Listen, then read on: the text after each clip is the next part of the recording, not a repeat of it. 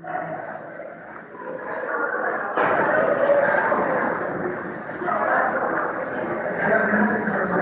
afternoon, dear participants.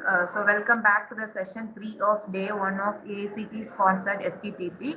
Now, today we have with us Dr. Anu Appaiah, Senior Scientist, Senior Principal Scientist, retired, Central Food Technological Research Institute, Mysore, India. Sir has been and Sir's major area of work includes wine and alcoholic fermentation, waste management and utilization through microbial bioprocessing. Sir has been a member of scientific committee FSSAI Government of India and also been a chairman of scientific panel on water including flavored water and beverages FSSAI Government of India and member of scientific panel of alcoholic beverages and been a panel member of experts by FSSA to advise states and UT to set up food testing labs. And Sir also been a chairman of FAD 29 on alcoholic beverages BAS Government of India and also been a member of FAD for 14 Drinks and Drinking Water Committee BAS Government of India and member of scientific panel on pesticides and antibiotic residues again FSSAI Government of India. And he has also been a technical expert committee member of Karnataka Planters Association and Coorg Planters Association. And Sir also been a member of BOE and BOS of microbiology and biotechnology of many universities. Sir has developed a manpower of 10 PhD students and Sir has done guided more than 100 dissertations in the master side. And Sir has many external funded projects to his credits. And Sir has 62 peer-reviewed journals and 12 book chapters to his credit. And also Sir has developed 10 processes for industrial use. Sir, on the behalf of the principal, HOD, staff and students of the Department of Biotechnology, we welcome you to the session, sir. Sir, now over to you for the session. Good afternoon, ma'am. Good afternoon for the good introduction and good afternoon to all participants. So straight away I'll go into the presentation part. As Madam was introducing me, I'm sure that you all would have heard of that word FSSAI. So in the beginning of around 5 to 7 minutes, I'll just talk a little about what is FSSAI and then why is it relevant to us. This is just more as an information. See, we are all consumers in one way or the other. And the food law, which is now governed by FSSAI. Can you see my slides? Not yet, sir. You have not yet shared this.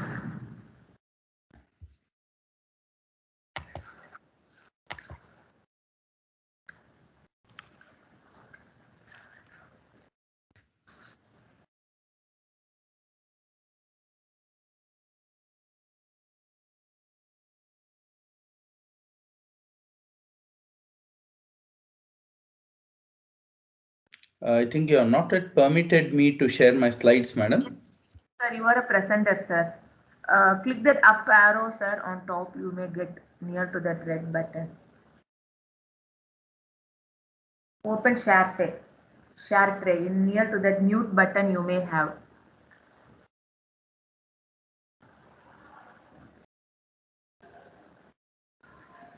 Okay. Now can you see this? Yeah, it's getting shared. It's loading. Yeah, sir. Please put it on slideshows. Okay. Yeah, put it on slideshow, sir. I already put it on slideshow. Can you see this now? Yes, sir. Fine. Okay. So I'll just talk a little about the food law and consumer awareness. As I said, every one of us is a consumer every minute. It's not that we are consumers only once. We are a consumer almost every minute. Sorry. So when it comes to food, there were many laws, and now it's all clubbed into what is called as Food Safety and Standards Authority of India. That is to see that we have one food law, and we have a globally benchmarked food standards and practices, ensures consistency in enforcement, and almost all the methodologies that is required for food testing and the protocols for testing is coded. And if anyone wants any of these methods, you just have to enter into FSSAI website, and all these methods are freely downloadable. You can in fact download all the books.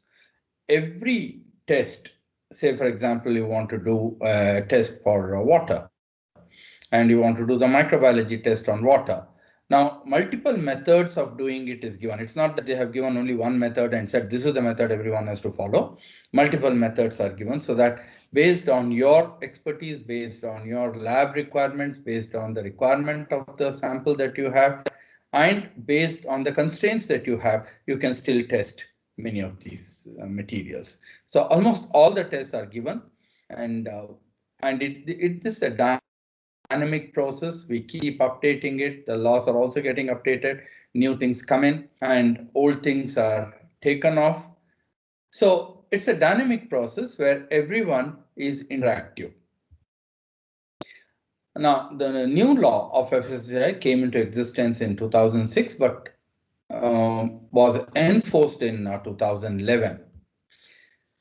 Now, the Parliament actually passed it in 2006, and then this actually changes all the rule and regulations that was existing before that, and it extends to the whole country. Now, there were quite a number of laws before 2006. I'm sure that many of you would have read about PFA, Prevention of Food Adulteration Act 1954. And depending on what is the material that you're using, you would have read about many other laws. What was happening is these were laws, each of them were in different ministry. And getting these clearances was a very, very difficult thing. Hence, all the laws were put under one single umbrella, and now FSSAI has overruled all these, and now the FSSAI rule is the one that is in order. Okay, now what is that as a consumer that you have to be doing? The first and the foremost that you have to do is just don't read only the MRP, that is minimum retail price or the maximum retail price, and then the expiry date. Please read all the label. The label reading is very, very important. It is where you find out whether you're paying your money for the right thing or you're not paying the money for the right thing. Once you start reading the labels, then automatically your understanding on what you're paying money for actually goes on improving. And in this particular, the next few slides, I'll again be talking about what are all the methodologies that we actually adhere and so on and so forth. So coming to the talk of the day, I've chosen a title, Waste Utilization, Pain and Gain.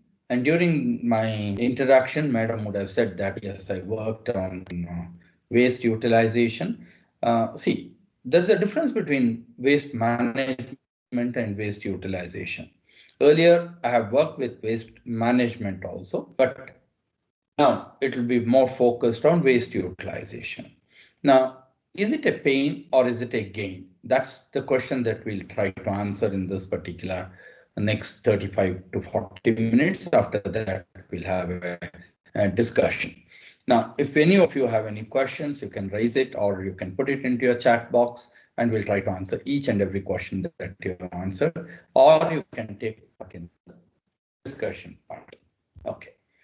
Now, any entrepreneur now has to look at or define, take a decision on whether they want to become an entrepreneur or they don't want to become an entrepreneur. Now, this is the first step. That decision can be an intuition, it can be a vision, it can be anything, dynamism, enterprise, determination, optimism, everything. There are people who have gone into entrepreneurship, made loss 5 to 6 times, but still continue to be entrepreneurs. But there are many people who have gone into entrepreneurship, made loss in the very first and the second attempt, and gone to making someone else rich, as we say. That is, take up a job and then work for someone else. Now, once you have decided or you're determined to become an entrepreneur, then what is the product you are actually trying to look for? Now, the product can be a high cost, low volume products. Most of your molecular biology products are high cost and low volume. you will get probably in 10 microliters or 20 microliters, but it costs at least around 12,000 rupees to 26,000 rupees. It can be a low cost, high volume. For this low cost and high volume, any food product, say for example, you want to put up a atta machine, you want to produce atta, a different type of an atta. This is a low cost material, and the volumes are very large. You will have to be handling a very large quantity of the volume. Then medium cost, medium volume. This we normally take this one. What is that? Products like ready to eat products. These are medium cost and these are medium volume also. But then few of you would like to enter into what is called as innovative products. Innovative products means these are products which are not existing in the market today, but then they are required. So you have now seen that there is a niche or there's a requirement of this particular product. So what you have done is you have entered into that particular one and entered into one particular area.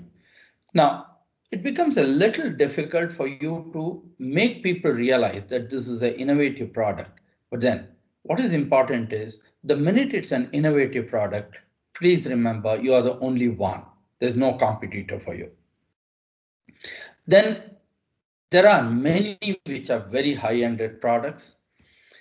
It's not an innovative product, but it's a high-ended product. Say, for example, you now want to put up a unit wherein you want to do design primers.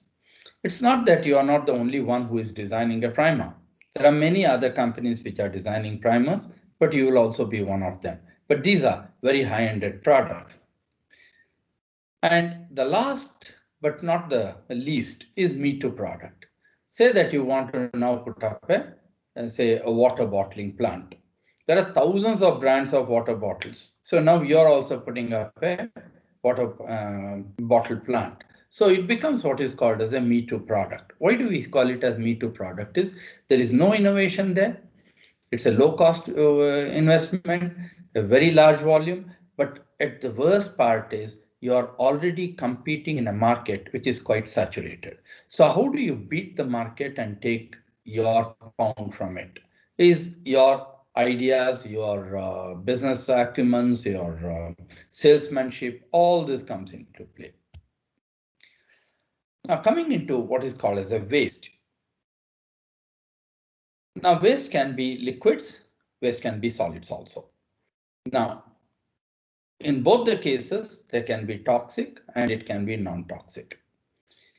And in any of these, whether it's liquid or solids, you have high organic waste, low organic waste. Can you, in a liquid waste, can you start producing biogas? I don't know how many of you remember, if probably a year ago or 1.5 years ago, Nitin Gadkari was speaking about production of methane gas from the gutters. And they did some pilot study on this, one in Chennai, one in Nagpur, and one in Calcutta, or Kolkata, if I remember it right. What they did was these sewages will be emitting a huge quantity of methane. So what they did was they tried capping it and tried getting only the methane gas. But then the experiments were not really successful only because the amount of the sulfur dioxide and hydrogen sulfide and all these materials that were emitting from it was too high. So the cost of clearing that became quite high. Hence, it became quite difficult for them to get pure methane out. However, this is one area where there's a lot of innovation required. It's not that it's something new or anything, but a huge amount of innovation is required, right from innovation of methodologies to bring out a good culture, handling a culture.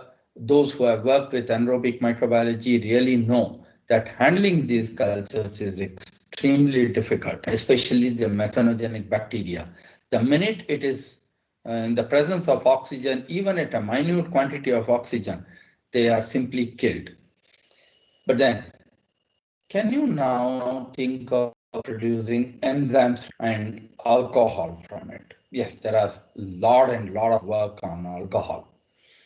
In fact, there is one small town in Italy which produces alcohol from human waste. And this alcohol is used for production of electricity through a heat thermal conversion system. So, like that, there are many attempts. Whereas in solids, again, can you think of extracting the metals? Composting is the last thing that you have to think about because it's a low quality among those product types. It's a low quality and a high volume product. So instead of that, can you now think of doing something which is very lucrative and then you have a huge amount of profits also. But then what is the problem of waste utilization? Why waste utilization is becoming such a big burden for every town, every city, and everyone who is working in this? One is it's a dispersed point of origin. You get waste from every place. So getting enough quantity of waste. Recently, there was a discussion on animal food and animal feed industry. And one of them was sharing how difficult, he was an entrepreneur, how difficult it is to collect around 12 tons of offals per day, that is animal waste from the slaughterhouses per day, and bring it into a single point without getting them completely degraded, without any spoilage organisms, and then converting it into protein extracts. And then the waste is quite seasonal. Depending on the season, the type of waste changes. It keeps varying in composition almost every hour. It's not even every day. Every hour, the waste composition keeps changing. Quite often, except for slaughterhouse offals, most of the waste contain very low nitrogen and low sugar also. So when it is low nitrogen and low sugar, there are already established feedstock for every industry. It can be constipica, it can be glucose syrup, it can be jaggery, it can be sugarcane juice or anything.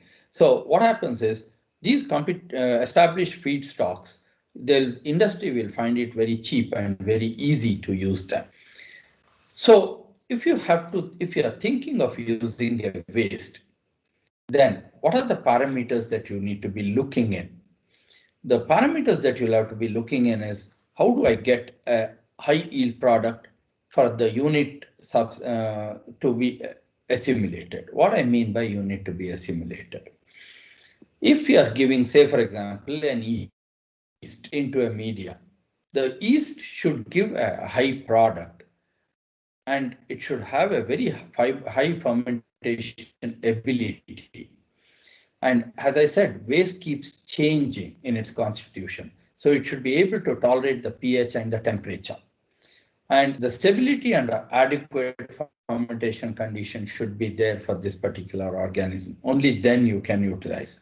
So your organism has to be extremely versatile if you have to use waste for production of any microbial assisted products.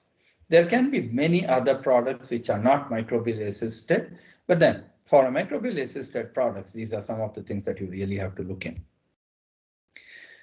Now, coming to my favorite topic, that is utilization of food waste.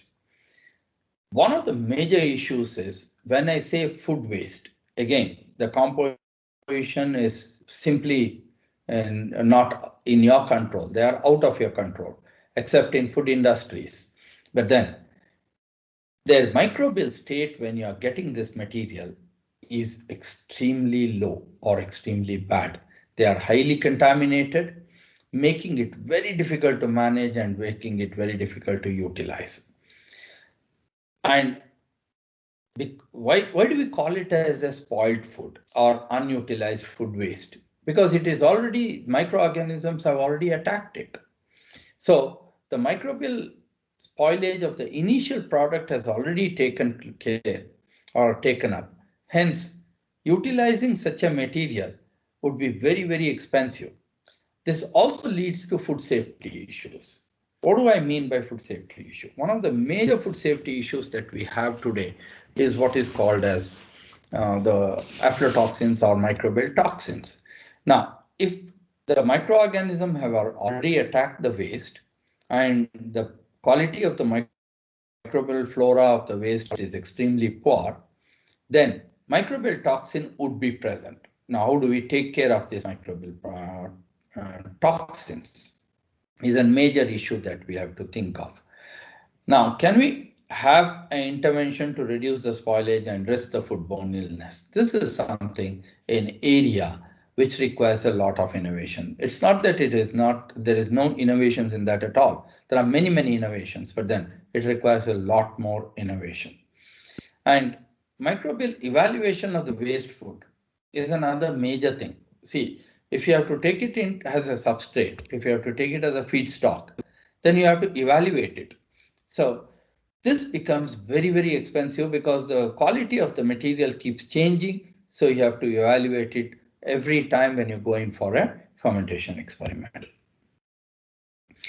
Now, we have what is called as processed food and non-processed food. Even though we call this as non-processed food, let me also tell you that these non-processed food have also undergone a certain type of process. For example, paddy is converted into rice, or wheat is made into a flour. But then we call it as non-processed because this is primary processing. What we call as processed is it is ready to eat or ready to drink or already which is in the shelf. And vegetables also, before it lands to your table, it has gone through a certain amount of processing. They have already removed the unwanted things. They have sorted out the unwanted things. They've probably given a wash to it. They would have given a chlorine dip to it, whatever it is, one or two steps they would have seen to see that the shelf life of the vegetables are extended and the vegetables are kept fresh. If you go to a local market and try to buy some green vegetables, you'll find that they always keep it covered with a wet cloth. But then please remember, this wet cloth is a reservoir of all spoilage organisms. So now that becomes a major issue. So you get waste from non-processed food and you also get waste from processed food. But then you cannot mix these two. Unfortunately, you get them as a mixed material. Any kitchen waste, uncooked waste material is also put, that is vegetable waste and fruit waste is also put, and cooked food which is left off in the plate is also put. So you get an heterogeneous composition and not a homogeneous composition. Okay, I'll just. So the processed food can be, it's actually what we call it as, there is a technological modification for it. It may be for preservation or it may be for conversion to ready to use or ready to eat. These can be ready mixers, dehydrated products, so on and so forth. Now, all these material, as please remember, even the packed chocolates, approximately around 5 to 7% of these comes as rejects because they would have crossed their shelf life period or there would have been a damage in the packaging material. Some or other reasons they come as rejects. So around 5 to 10% of the processed, highly processed food also comes back as rejects. But then many times these rejects can be as high as 40%. For example, idli batter or dosa batter. It can be as high as 40% rejects because the shelf life is extremely small. It's just 48 hours. If you cannot sell it within 48 hours, it comes back as rejects. So don't think that a processed food doesn't have wastage issues. Now, so they also have a huge wastage issue. It can start anything from 5% to 40%, as I said. Why food waste is a major issue or a problem? Most of the food waste are acidic. If you look into the pH, they are somewhere in the range of 4.5 to 5.6 or 5.8 or at the most 6.5. And in Indian foods, you have plenty of spices and condiments. And when you have spices and condiments, it inhibits the growth of any of the organisms that you want, but actually helps the growth of spoilage organisms. It is a very unique thing. So, and quite often, if you look into a food waste basket, you'll have fried food in that, you have baked food in that, you have steamed food in that, you have raw material, everything mixed up. So how do you actually now make it into a fermentable material? And the other issue is how do you balance the solid to liquid ratio? Every batch you need to do your experiments to find out whether you need to be adding water, removing water, what quantity of water, so on and so forth. So solid to liquid balance keeps changing every day. So under these conditions, innovations are required, whether you are going to take it up as a project or you are going to take it up as an entrepreneurship. Now, these innovations should be based on the four main questions: why, when, who, and how. In fact, we say that there are 7 W's and just 1 H, and the 1 H is how. 7 W's can be where, when, what, so on and so forth. So now, the waste also now has to go through a processing cycle. Now, how innovative are you to go through this processing cycle is left to you. Now, when it comes to slaughterhouses, why I've taken slaughterhouses is in India, we have a very large number of slaughterhouses. And this is the major pollutant in our country. The pollution can be from enormous quantities of waste that is generated when you kill an animal or slaughter an animal. It can be any animal. It can be the offals, it can be the bones, it can be the horns, the hoof, everything. And then how do you manage it? It's very, very difficult to manage because there are around 4,000 registered slaughterhouses and 25,000 or more unregistered slaughterhouses, and a million slaughterhouses which are in-house. For example, you go to buy a chicken. Now the same chicken shop has a slaughter area also, and the waste that is generated from that, God alone knows where he puts it. So one of the important things about these slaughterhouses waste is this is a protein rich waste. It is a fat or a lipid rich waste. There are 1 or 2 cases where people have tried to remove lipids from it and then try to put it back into the life cycle or giving it to adulteration, so on and so forth. There was one case in Telangana last year. So like that, there are plenty of cases that happen. So this needs to be taken care. This needs to be really be thought about as to how do we take care of these. So I've given one diagrammatic representation of how a pilot scale, a 100 kg capacity of a sustainable utilization of a slaughterhouse waste can be put. Now, it requires segregation. Then once the segregated is taken, then you have to press the liquid out of it, take the oil, then the pressed cake will go into the production of protein hydrolysate. The oils and the fat and the protein cakes can go into animal feed. It's very easy to tell this, but very difficult to do it. Among the vegetable waste, the toughest waste is tomato.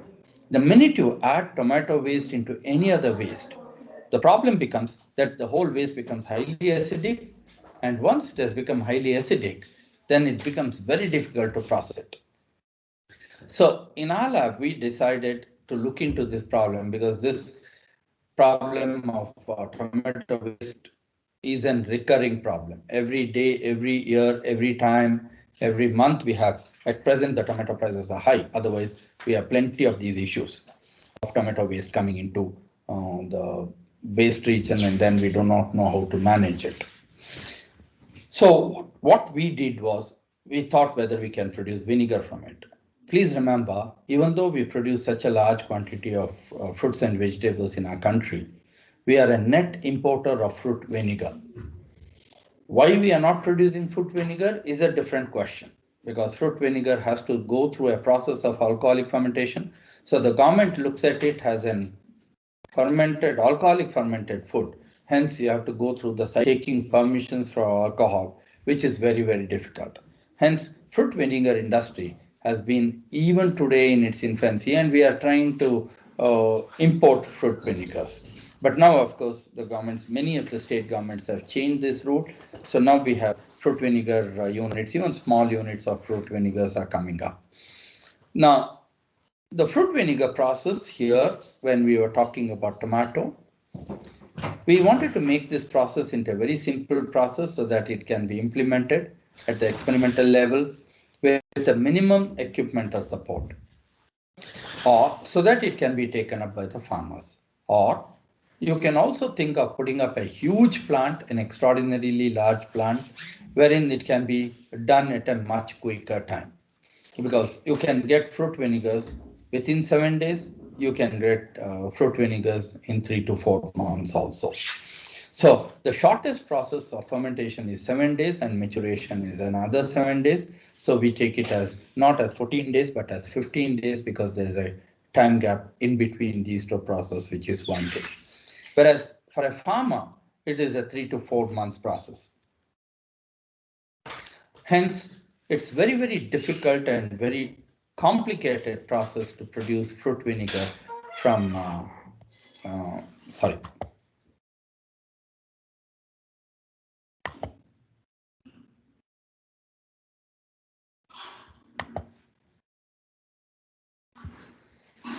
From any of these acidic waste. It need not have to be only tomato. There are many, many acidic fruits, but fruit vinegar becomes a major issue. Now, but then there's a huge requirement. So if ever you think of producing any low cost, but a technologically well adapted process, which can go into the farmer's field, this is one area you need to be looking into. As in the initial stages, when I said why it is difficult to produce fruit vinegars in our country, it has two processes. One, convert the sugars into alcohol, and the percentage of alcohol has to be below 5.5, and then introduce the acetic acid bacteria so that the acetic acid bacteria now converts that alcohol into acetic acid. Around 3 to 3.5% acetic acid is enough to be called as a fruit vinegar. So you can think of making into a long process, you can think of making into a short process. You would say that this is a very old technology. What innovations are required more? One of the important innovations that is required in this particular fruit vinegar processing is how do you handle such large quantity of material? Handling is a major issue. If you can make it into a quicker process of less than 15 days, it will be much better. The target, as I said, is 3.3 to 3.5% of acetic acid. You need to be getting into that particular region within the shortest period of time. So the fermentation can be, or you need to be designing various methodologies. In fact, one of the things that we did to make it into a short method, which can go into industrial processes, flow cell technology, which we developed and put that into a fermenter, and then made the fermenter into a continuous flow system so that it is taken into a loop, and the loop actually keeps feeding the acetic acid bacteria at given intervals so that the acetic acid bacterial population is kept quite high. And as soon as the sugar is formed, then we saw to it that the acetic acid bacteria takes care. A great advantage of this process is yeast is not actually we have chosen a bottom fermenting yeast, so it is a micro aerophilic system, whereas acetic acid bacteria is an obligate aero. So you can actually biphase the fermenter, and that's what we designed. We designed a biphase fermenter wherein the bottom region, the yeast is present, which is a bottom fermenting yeast, and in the top, the acetic acid bacteria is present, and it is continued through a loop system. And the loop actually sees to it that the minute it produces 2% alcohol, it is taken out and put it on the top, where it gets converted to acetic acid. And we saw to it the mixing between these two layers are limited through a membrane filter in between. So that even though it is in the same fermentation vessel, the membrane filter now kept the mixing to a low level, or almost at around 10 to 15% of mixing. Hence, we could actually keep both the fermenters working constantly, one at an aerobic condition, one at a microaerophilic condition in the same fermenter. So, but then we need to have a lot more innovations in this. The other problem with acetic acid bacteria is it's a film forming bacteria. If you don't allow that to form a film, acetic acid production also reduces.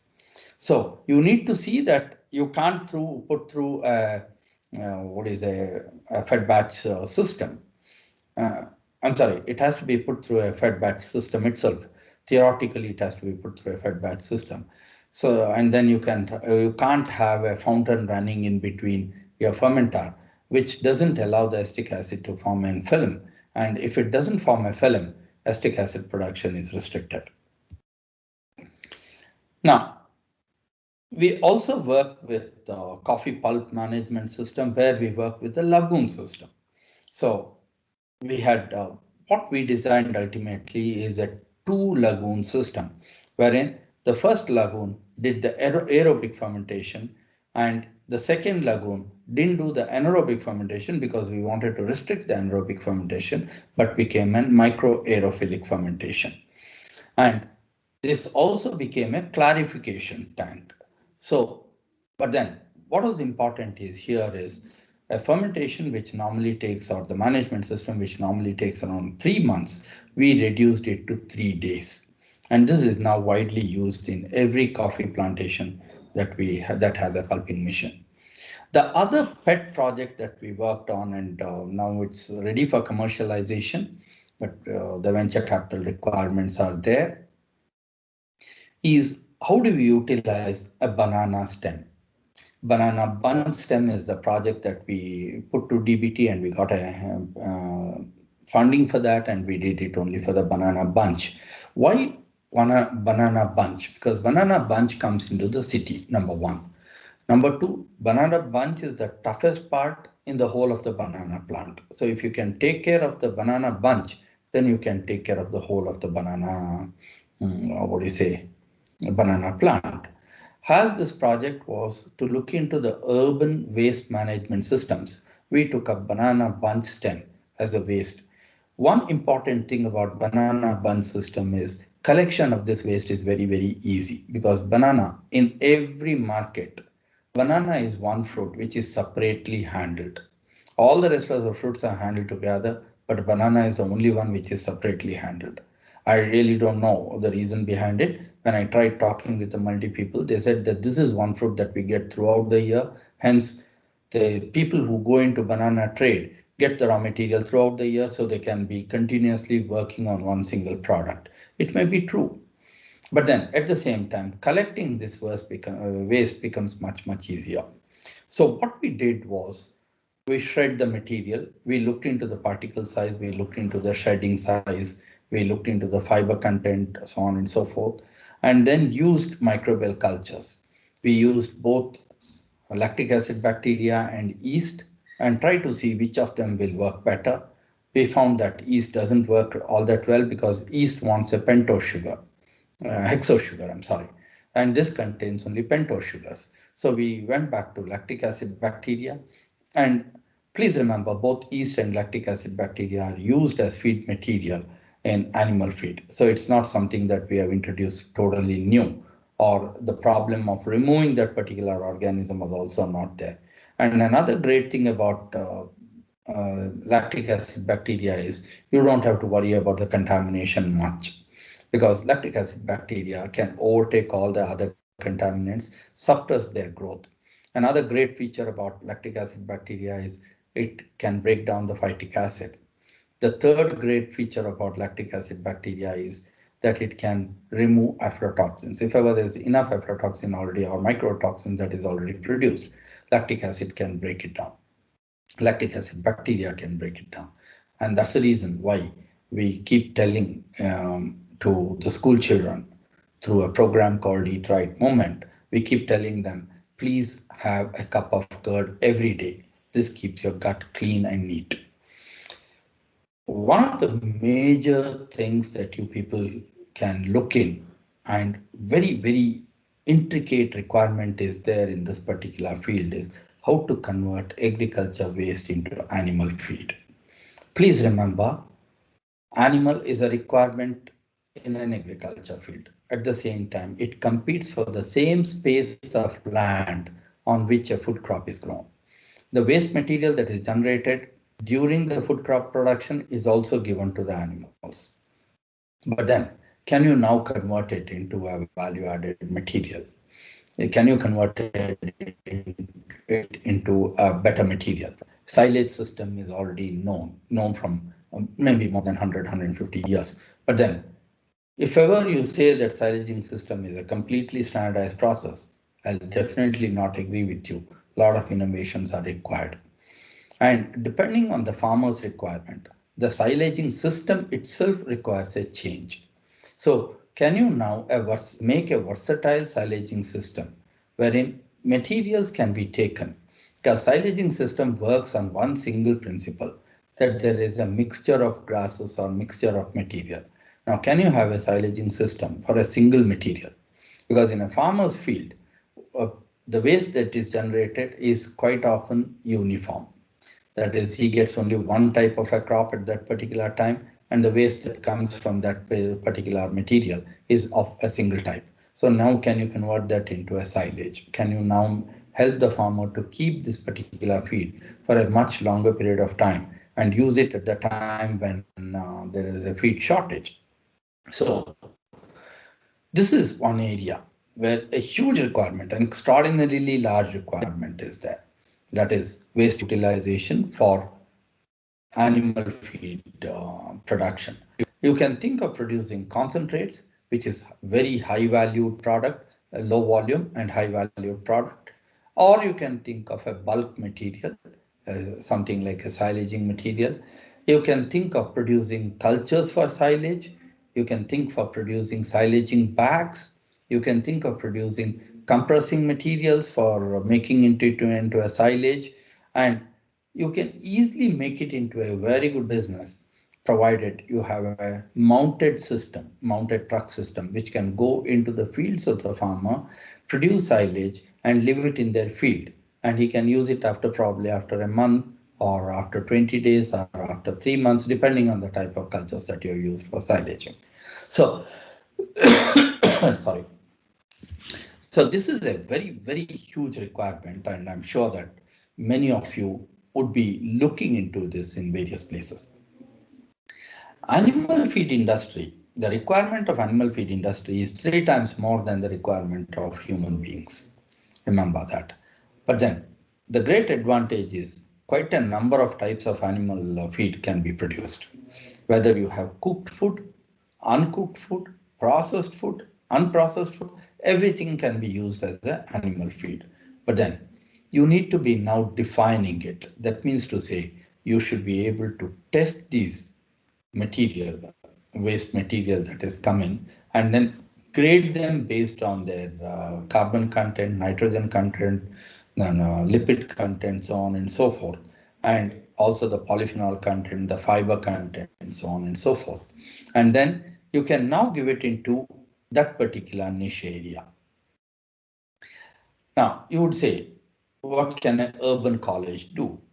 Urban colleges also can produce a huge quantity of animal feed, because in our country, every urban area also has animals. We have plenty of cows walking in our streets. And these people also require feed. So when these people require feed, how do we generate enough feed and give them the feed? So can you now make a system wherein from the shopping malls where there is a vegetable shopping mall, say for example Reliance Fresh or so on and so forth, can you collect these waste on a day-to-day basis and then convert it into a high-grade feed, not a low-grade feed? It is already going into a low-grade feed. It's not wasted. Doesn't go into a dustbin. Pig farming people collect it and take it away. But now can you make it into a high value waste material? There are plenty of small mills in the cities.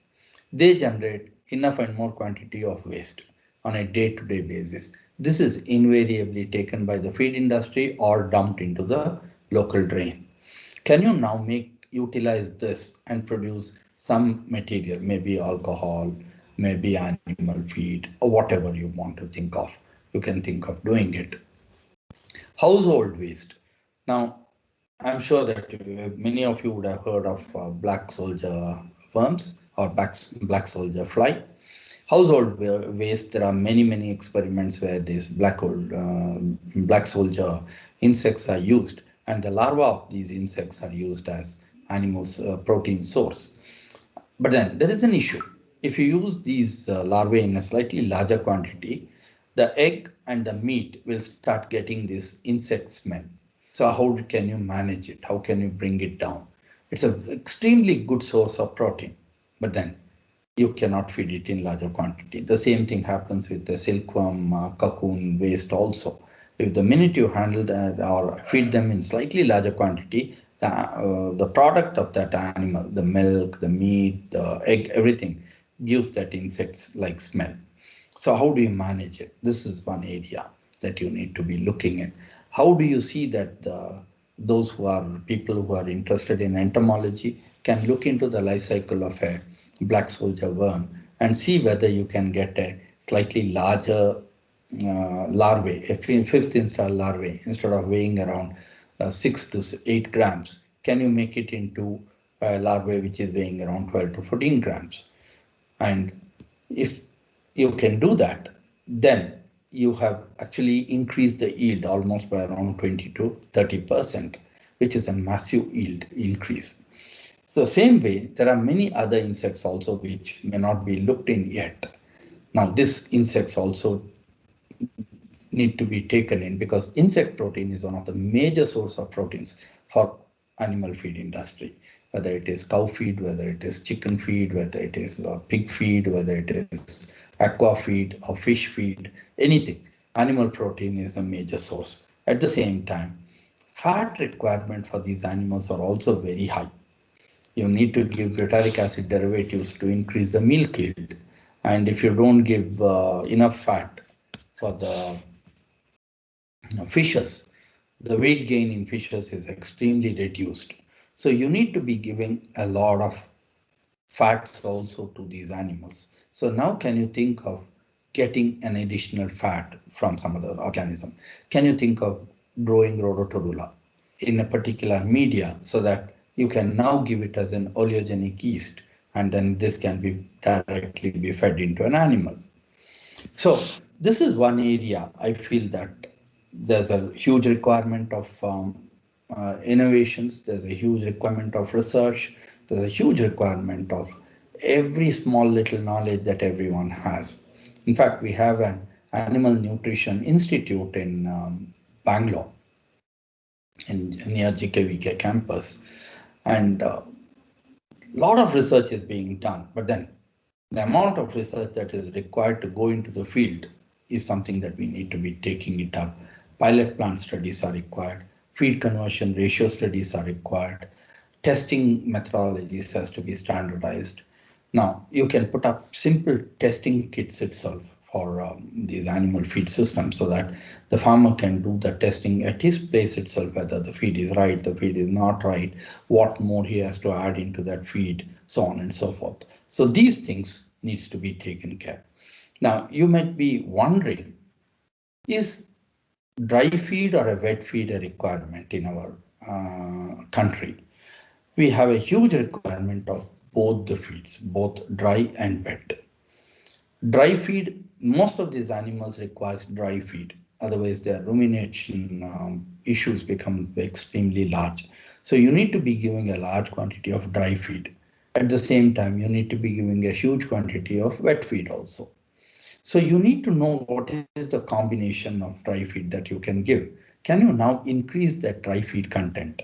Can you supply that dry feed in already a cut material?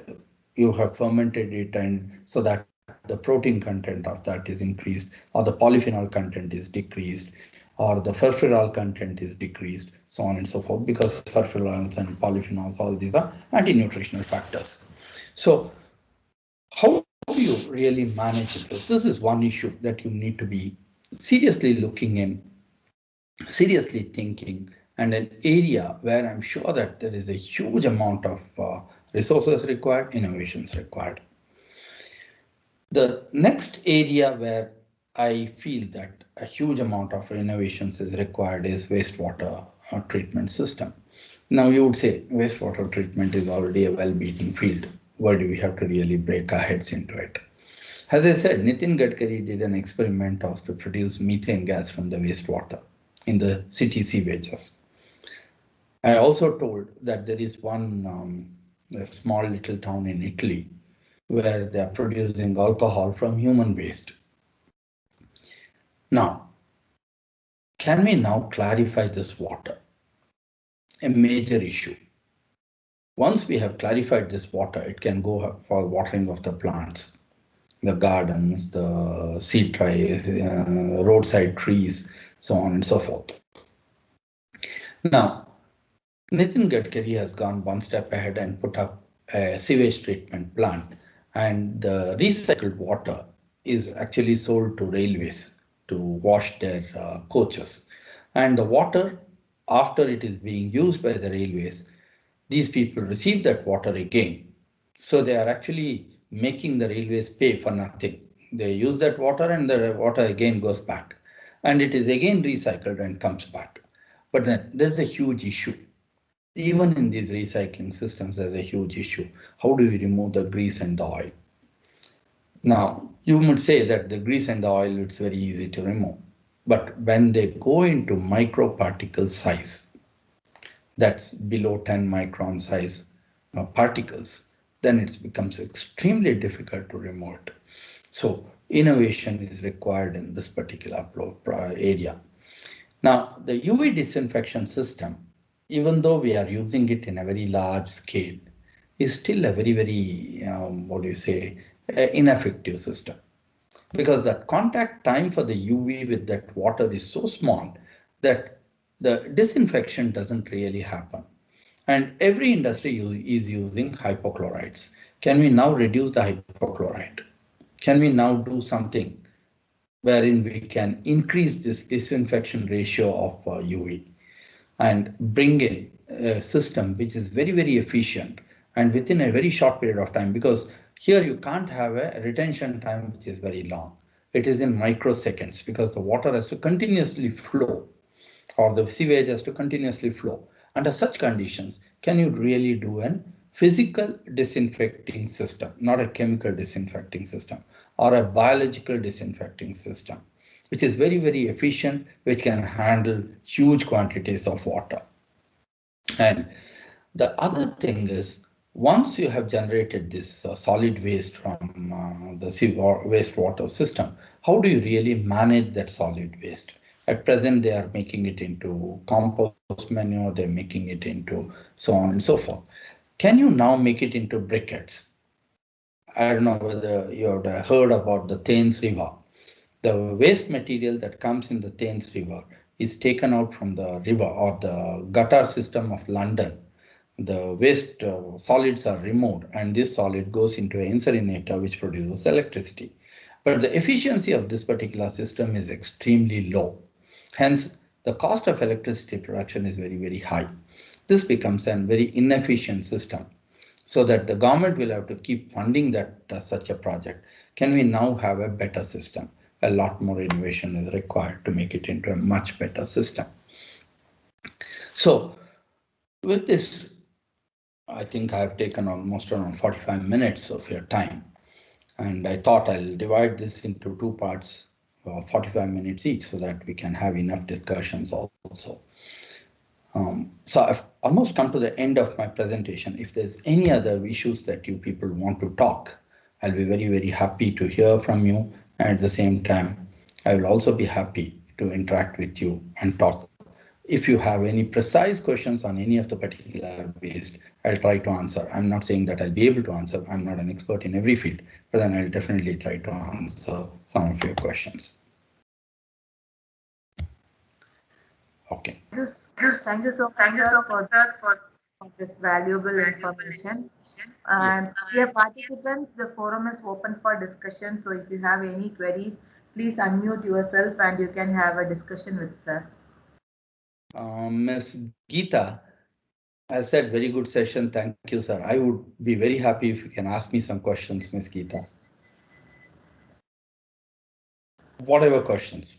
Now, never think that your question is silly. Your question is as serious as any other question. No question is silly. So please ask questions so that we have a very fruitful discussion. And this particular session is taken to a next level.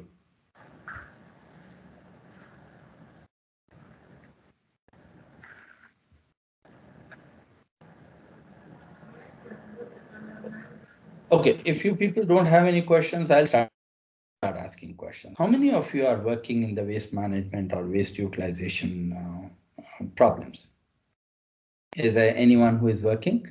You can either raise your hand or you can put it into a chat box or whatever it is. Participants, you can please respond. You can either raise hand option or you can put your answers in the chat box, or you can unmute. Or you simply unmute and ask.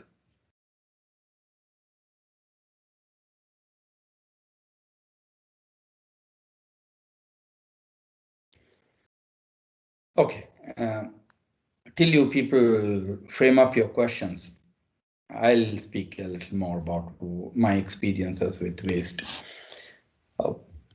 We have worked with, as I said, we started working with waste management systems. So we developed systems wherein we tried working it in the field. And when we went into the field, then we found the dynamics of working in the lab and working in the field are entirely different. And the worst part of it is when I went into the field and said that I want to do some experiments with some of the planters, they readily agreed.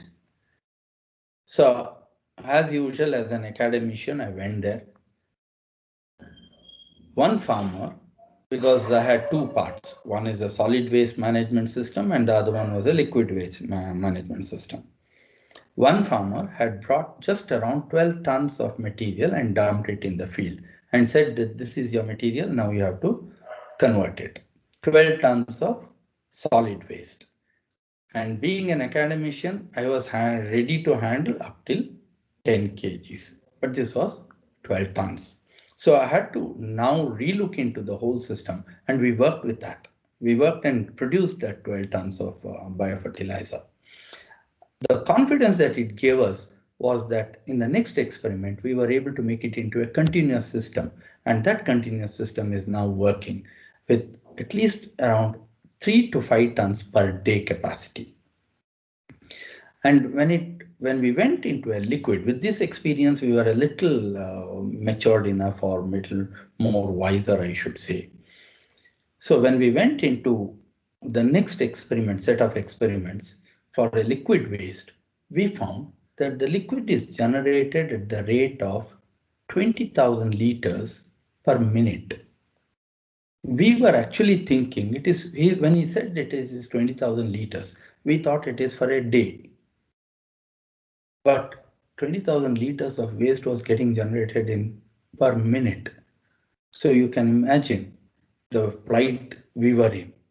And it took almost 1 year for us to standardize it, thanks to all those planters who were patient enough, who withstood with us and took care of us. And then we worked it out. And now our system works at 1.5 lakh liter per day capacity. So whenever you do a small experiment, take that experiment to the field. You're all from a technical university. When you are a technical university people, we expect you to have technological advancements. What do I mean by technological advancements? Technological advancements means you should be able to convert that field experiment into a pilot scale experiment.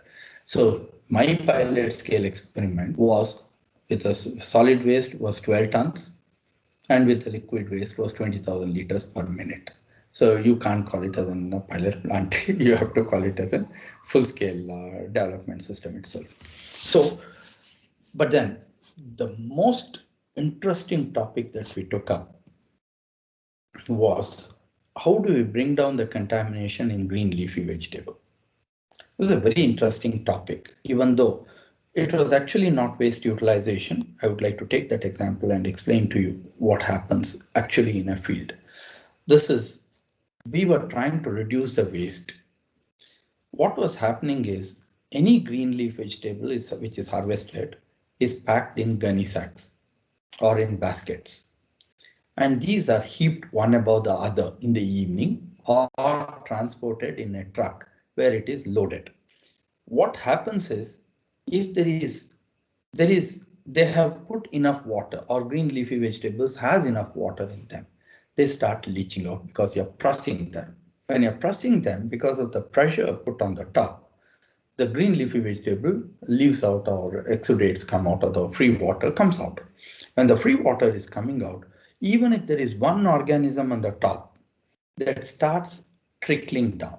When it starts trickling down, what happens is, because you have stacked one above the other, the bottom area, the temperature of the material at the bottom area, even though it is in the middle of the night, actually is much higher. It's at least around 3 to 5 degrees more than the temperature of the atmosphere or temperature of the top bag. This gives an extremely, and it is now well compressed also. So there is no problem of contact. And then this exudate has given the inoculum. So this gives a very nice system for the green leafy or the fungus to attack the green leafy vegetable. The wastage of green leafy vegetable was as high as 40 to 45%. We did a small little experiment and tried to see what can be done for this. What we did was what is called as a typical CCP, critical control point. I'm sure that you all heard of HACCP, hazard analysis and critical control point systems. So we did the CCP part, critical control point, and then we tried finding out which is actually the loophole in that and tried to plug it. And today that is used universally. What we did was we just have to bring in, instead of packing it in the gunny sacks, we packed it in cartons or some plastic bins. This brought down the wastage issue almost to around 40 to 60%. So the wastage, which was around 35 to 40% or 40 to 45%, actually reduced to less than 10%, and it is now universally used.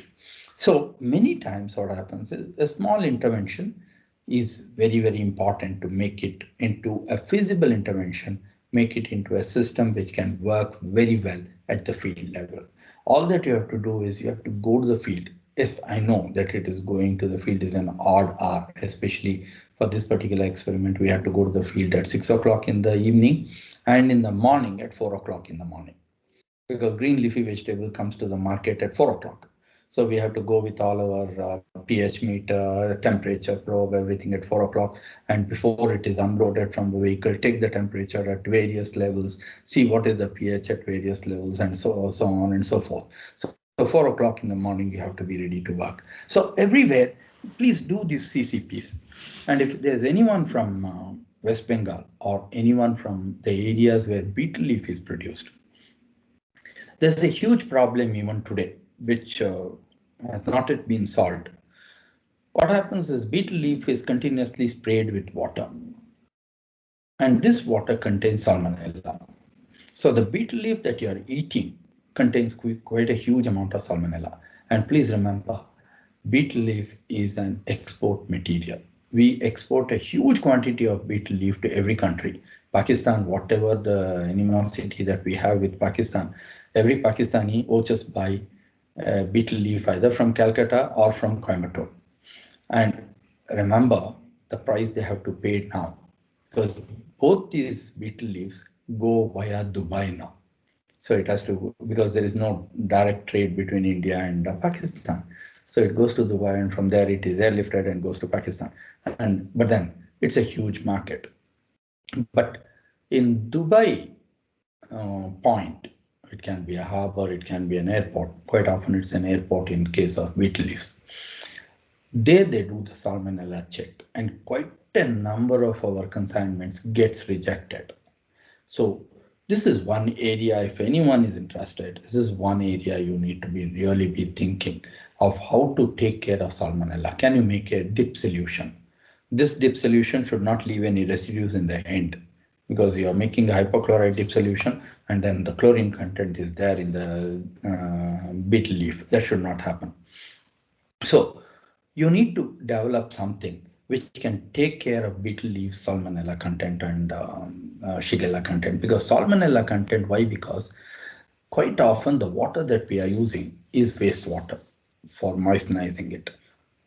Now, you may say that why can't we use RO water? In the farm, you can't use RO water. So this salmonella, even though you are using RO water in the place where you are packing the beetle leaf, the salmonella contamination comes from the field.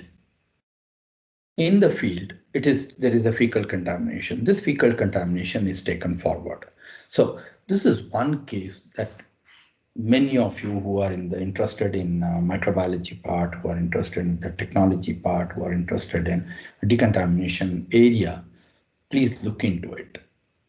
As I said, Ms. Jenny, Ms. Amrita Lakshmi, I wish that you people can ask a question, then say that it's a useful session. Please ask your question. Any of these questions can be asked. Excuse me, sir. Yeah, please. Thank you very much for your informative talk. I would like to know whether the waste is treated by using natural flora or any of the strain which is commonly used for treating waste. Both the ways are being done. If you look into those old waste treatment plants, we have what is called as the trickle bed filter. The trickle bed filter is the organism is already present there.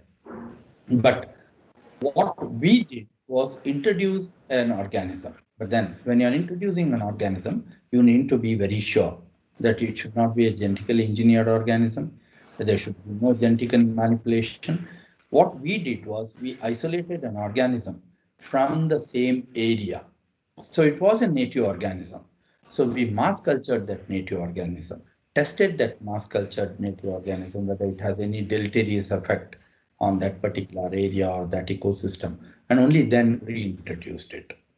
And when we reintroduced, we also saw to it that at the end of the treatment, this organism's count is extremely low, so that the native organisms have now taken over.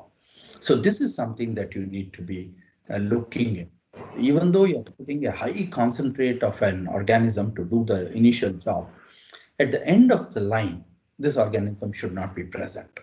We should see that this organism's effect on the recyclable material is low, extremely low.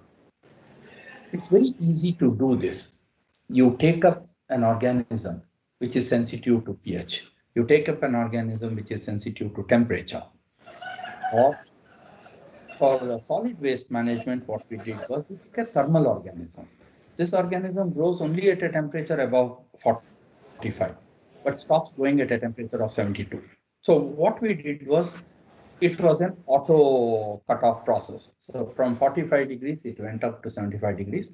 At 72 degrees, the organism started dying. When you open up and bring it into a normal temperature of the room temperature or the environmental temperature, then automatically what happens is these organisms get killed. Whereas for the water treatment system, what we did was a slightly different process. We saw to it this organism has a shelf life of X, so that it stays in that material for a certain period of time. So this was a pH sensitive organism. We put two different organisms, one an acidifying organisms, which acidified the material in the beginning, and then an acid neutralizing organism, which took care of the acid. So what happened was, the minute the pH crossed 7, this organism, which was acidifying organisms, got killed by itself. And this organism, which is a basic or neutralizing organism, what happened was, when you open it up, you are now spreading into an area which is acidic. So automatically their population comes down. We saw to it that the population comes down when you actually go into the field to a count less than 10 to the power 4. So this is the part of the research you have to do if you are introducing an organism. Or if you already have an enriched organism, we have what is called as backslopping method, wherein you take the already a fermented material, add it into the new material. Thank you, sir. Actually, whatever the waste we are treating by using microorganisms or any of the sources, Yeah. ultimately we are getting some waste products. How come we have to reduce without waste, the complete waste is treated? Many times you don't get any waste, because what happens is, say for example, you're taking, if you give an example of any of the waste that you want thinking, I'll give that, share my knowledge on that. Which is the waste that you're thinking? From the coir industry, that is coconut shell waste, coir industries, if we use certain You're, processing, you're talking about coir powder or the the coir coconut shell? fiber. Fiber. Yeah. Okay.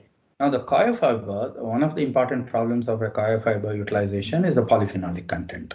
So use a thermophilic organism, because many of these thermophilic organisms utilizes polyphenol as a source of nitrogen. So they break it down. Once it is broken down, then it can go into any of the gardening industry. If you want to take out the fiber is already useful. Yeah. So there is a bleaching methodology also. You can use alkalizing organisms to remove the color, make it into a slightly lighter color. And coir board already has this many of these processes. There are some innovations required in this also. One, the recting time or the conversion time for a brown coir into a slightly light colored coir is around 45 days now. Can you now increase the process? See to it that the enzyme required is slightly higher, that particular organism is enriched, so on and so forth. So that from 45 days, can you now bring it down to say around 30 days or 15 days or 20 days? That is a great advancement. Then the powder, the what we call as the coir peat. Coir peat, once it can go into a thermal processing, but then don't try making it into a briquette, because it's a very bad combusting material. So it can go into what is called as peat area or go into agriculture fields. Now, all that you have to do is you have to introduce a thermal microbial system, wherein the temperature of your fermentation has to be somewhere in the range of 45 to 52 degrees. And once these organisms start growing, what happens is the organism now takes the temperature to something close to around 65 to 68 degrees. And these organisms automatically starts dying by itself. So choose an organism which grows very well between 45 to 55 degrees. Don't choose an organism, because we chose an organism for specific reasons, because coffee waste is very difficult. It is extremely difficult. Coir waste is nothing when compared to coffee waste. So we had to take an organism which grows at 65 degrees and it stops growing at 72 degrees. What happens is when this is growing, every biological system is an exothermic reaction. So it produces huge amounts of heat energy. This heat energy now takes it to a level wherein instead of 55 degrees, it goes to almost around 62 degrees. The organisms get killed. Your material is now sterilized. You don't have to do anything, because it is at 65 degrees, the material is already sterilized. And one important thing about these thermal organisms is they don't produce any obnoxious smell. That's a very important thing about thermal organisms, thermophobic organisms. Thermophilic organisms. Thermophilic organisms don't produce any obnoxious smell. So smell is not a major issue there. So please try looking for organisms which grow at a much higher temperature. You'll be able to sort it out. Thank you, sir.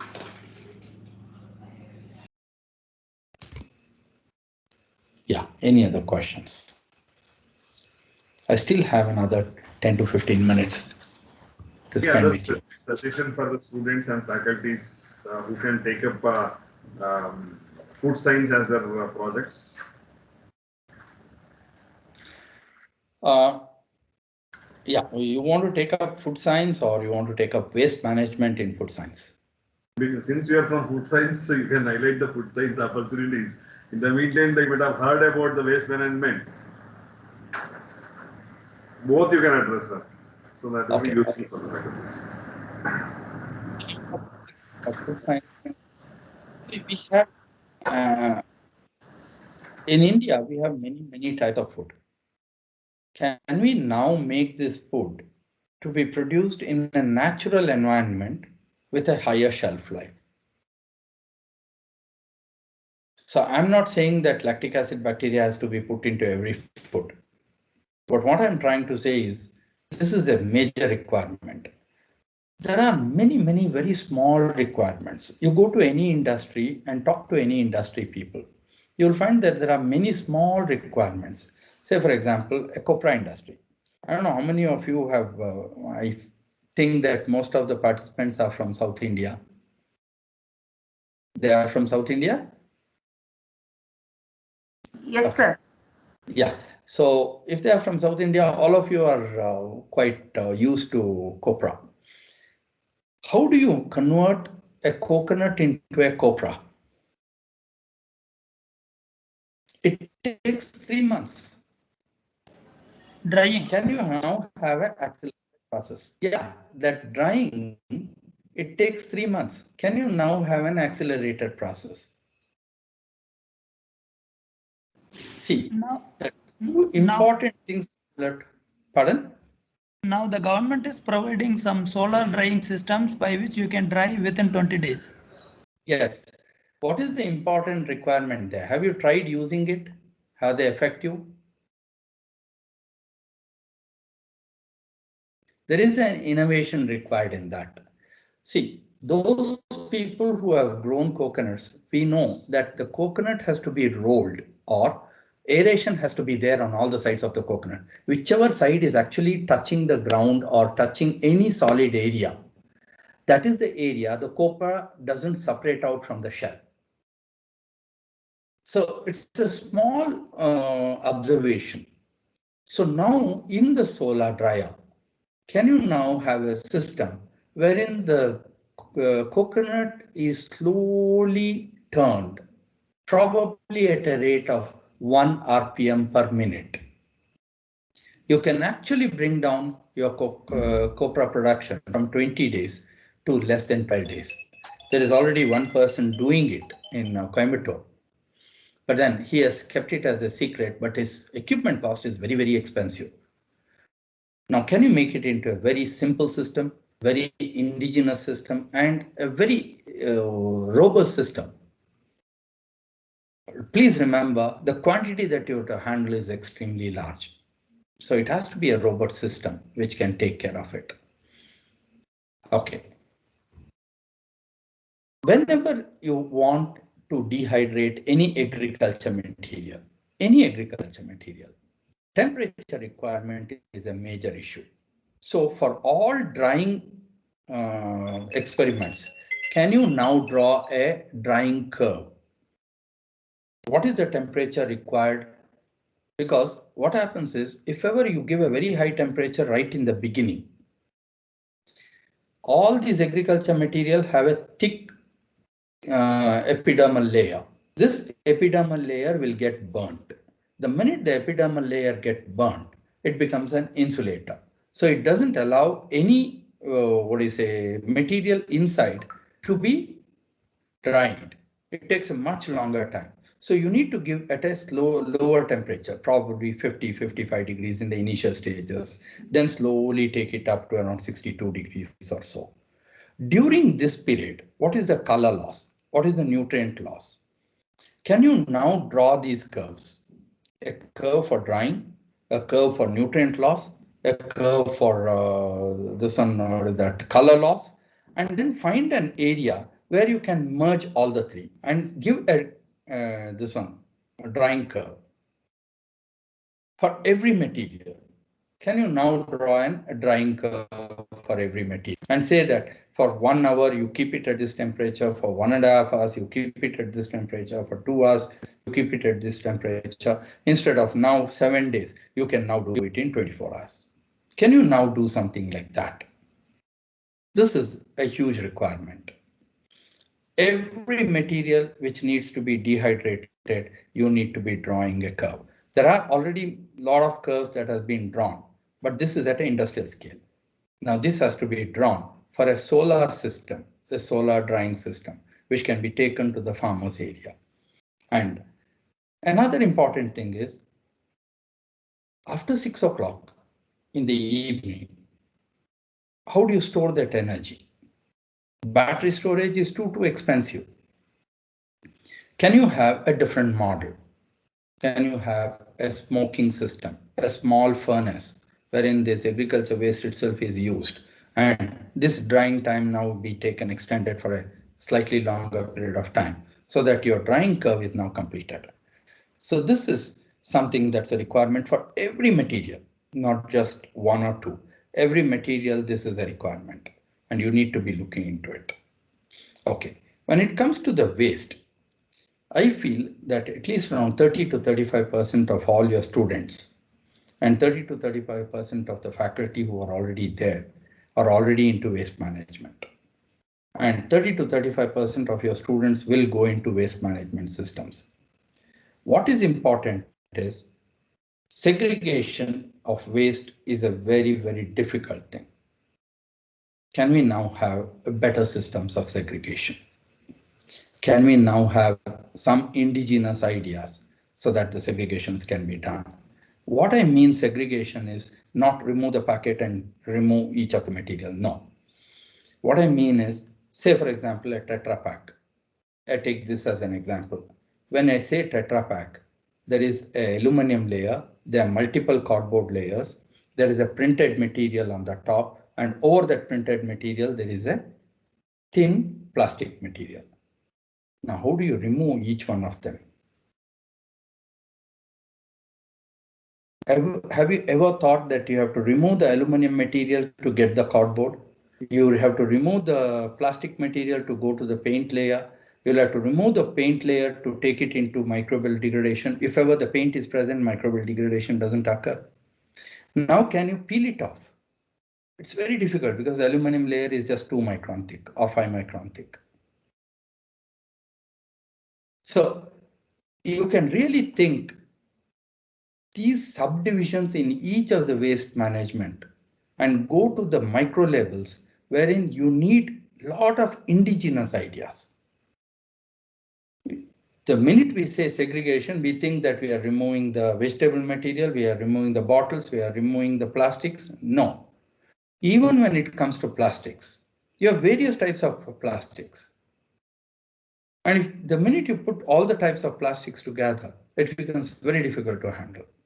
Can you now segregate the waste?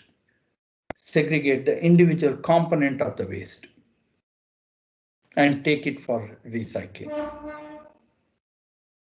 So that is one area which requires a huge amount of innovations, not one or two. A large number of innovations are required. You think of any waste that is generated. Think of your own cloth. You have thrown your cloth out. What are all the different types of material that is present in your cloth? Your collars have a different material. It has a stiffener. The buttons are different. There are metal parts in your shirt. So it is not just a cotton shirt. There are so many things within that cotton also. So how do you recycle them? And the minute I say cloth, there are various types of cloths coming in. There can be polyester cloths, there can be silk cloths, there can be cotton cloths, everything. How do you segregate them? How do you utilize them? How do you manage them? So, and this requires a huge amount of manpower. Is there a way of at least looking into it before we start managing it? Understanding the problem, because understanding the problem is a major issue. We need to be understanding the problem first before we start tackling it. Yeah, any other questions? So I've tried to talk the toughest problems. So you can look into smaller problems also. There are many, many small problems. All that you have to do is just go around, talk to the shopkeepers, talk to the market people, talk to the villagers, talk to the suppliers. You will get thousands of problems every day.